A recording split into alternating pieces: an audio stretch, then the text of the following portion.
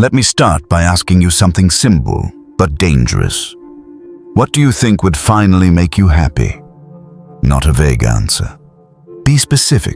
A number in your bank account, a title on your business card, a house you can show off, a car that turns heads at traffic lights, a relationship that makes everyone else jealous.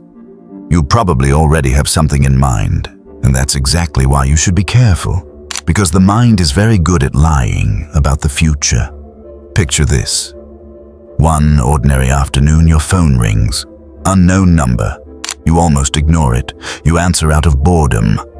An excited voice on the other end says, "Congratulations, you've just won the lottery. $10 million. $10 million. Pause for a second and let that sink in. Your chest tightens. Your pulse spikes. Your imagination explodes.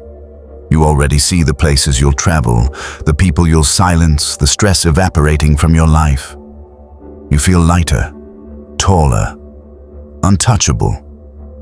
Now here's the real question. How long does that feeling last? A week? A month? A year? Forever? Most people instinctively say, forever, or at least for a very long time. Now let's flip the script. The phone rings again. This time the voice is quiet. Serious. Your best friend has passed away. Your body goes cold. The air feels heavier. Everything loses color. You can't imagine laughing again. You're convinced something inside you is permanently broken. Again, another question. How long does that feeling last? Your mind tells you, always.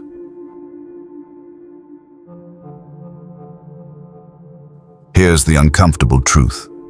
In both cases, your mind is wrong. Humans are terrible at predicting how they will feel in the future.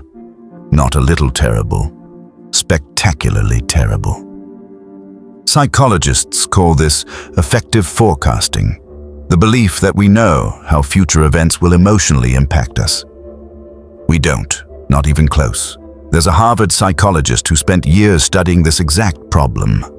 He tracked lottery winners, real people, real money, life-changing amounts. And what he found shocked a lot of people. Yes, lottery winners are ecstatic at first. Yes, they smile more. Yes, they feel invincible. But only for a while.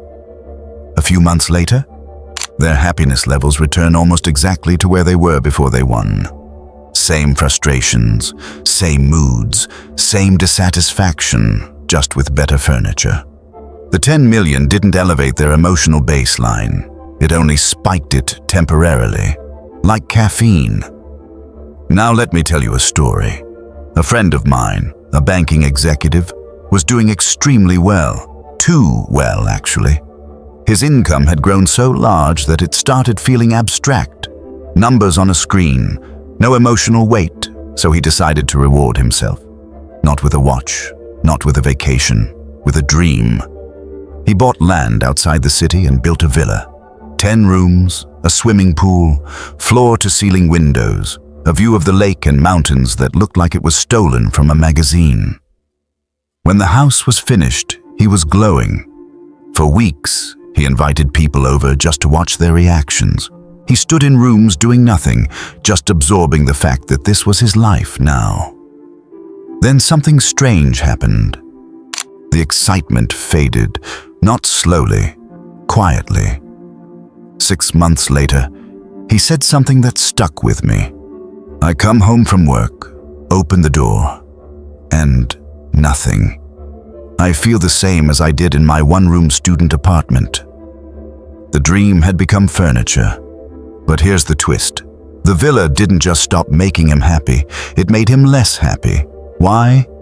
Because now he had a 1-hour commute. Twice a day, every day. And commuting, it turns out, is one of the most reliable sources of daily misery known to science. Noise, traffic, time wasted, stress without reward. And unlike many discomforts, humans don't adapt to commuting well. If you hate it, you'll hate it tomorrow, and the next day, and 10 years from now.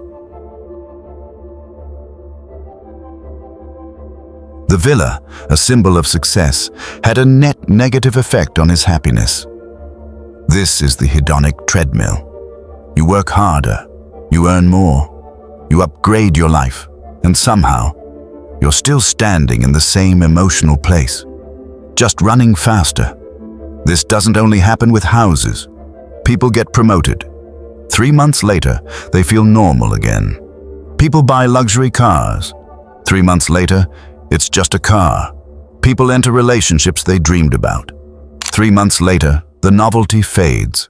The brain adjusts, always. What once thrilled you becomes your new baseline, and then you want more. That's the treadmill. Now here's the part that surprises most people. We also overestimate how long negative emotions will last. When a relationship ends, it feels permanent, like joy itself has been amputated. People say things like, "I'll never love again," or "Life will never feel normal." But studies show that after a few months, most people emotionally recover. They adapt, they recalibrate. The pain doesn't vanish, but it shrinks. The mind is resilient, even when it insists it isn't. So what does all of this mean? It means you should be extremely cautious about the things you chase and the sacrifices you make for them. Because not all discomfort fades. Some things you never get used to. Noise, chronic stress, lack of control, endless commuting, constant pressure without autonomy. These drain happiness daily, and the brain does not normalize them well. On the other hand, many of the things we obsess over, money milestones, status symbols, luxury upgrades, provide only short-term emotional spikes. They feel huge in anticipation. They feel small in memory. So how do you make better decisions knowing this? First, avoid negative conditions that you can't adapt to. If something reliably makes you miserable every day, no amount of compensation will fully cancel it out. Second, expect material rewards to expire emotionally. Cars, houses, bonuses, prizes, they're temporary mood enhancers, not permanent upgrades. Third, prioritize time and autonomy. Long-lasting satisfaction comes from what you actively do, not what you passively own. Fourth, invest in relationships, not networks, not status connections. Real friendships, they age well emotionally. And finally, be careful with status jumps that isolate you. Professional success can increase long-term happiness, but only if you don't completely change your peer group. If you climb and suddenly surround yourself only with people who are even higher, the effect disappears. You adapt upward and feel the same again.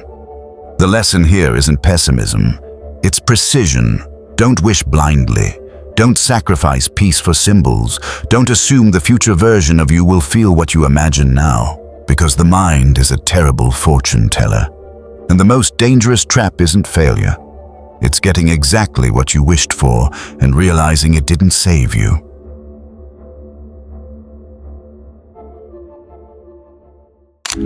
Thanks for spending time with us.